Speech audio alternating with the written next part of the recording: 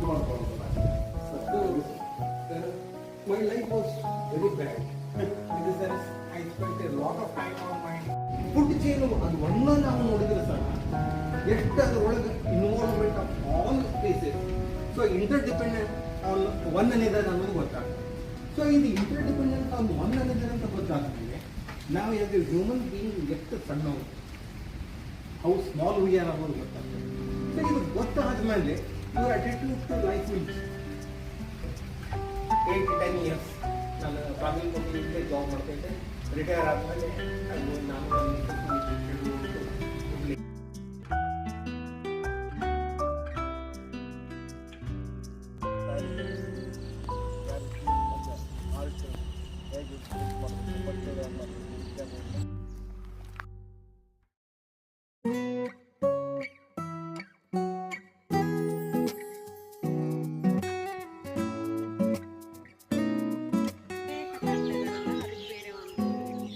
ಮೊದಲು 1 ಇತ್ತು, 2 ಆಯ್ತು, 3 ಆಯ್ತು, 4 ಆಯ್ತು. ಈಗ ನೋಡಿ ಸ್ವಲ್ಪ ಒಂದು ಕೆಲಸ ಮಾಡೋಣ, ಸುಮ್ಮನೆ ಇಲ್ಲೆಲ್ಲ ಕೂತ್ಕೊಳ್ಳೋಣ ಬನ್ನಿ.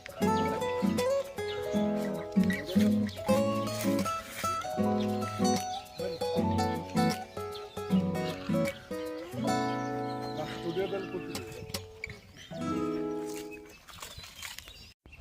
ಟೈಗರು ರಿಸರ್ಚ್ ಮಾಡೋಗಿರುತ್ತೆ, ಸೆಂಟ್ ಮಾರ್ಕ್ ಅಂತ ಕರೀತಾರೆ.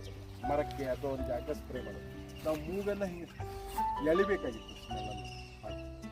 ಆಮೇಲೆ ಟೈಗರ್ ಎಲ್ಲೋ ಸ್ಕ್ಯಾಟ್ ಅಂತಾರೆ, ನದ್ದಿ, ಅದನ್ನು ಬಿಡಿಸಿ ಕೈಯಲ್ಲಿ ಹಸಿ ಹಸಿದು ಇಷ್ಟು ಕೆಟ್ಟ ಸ್ಮೆಲ್ ಬರುತ್ತದೆ.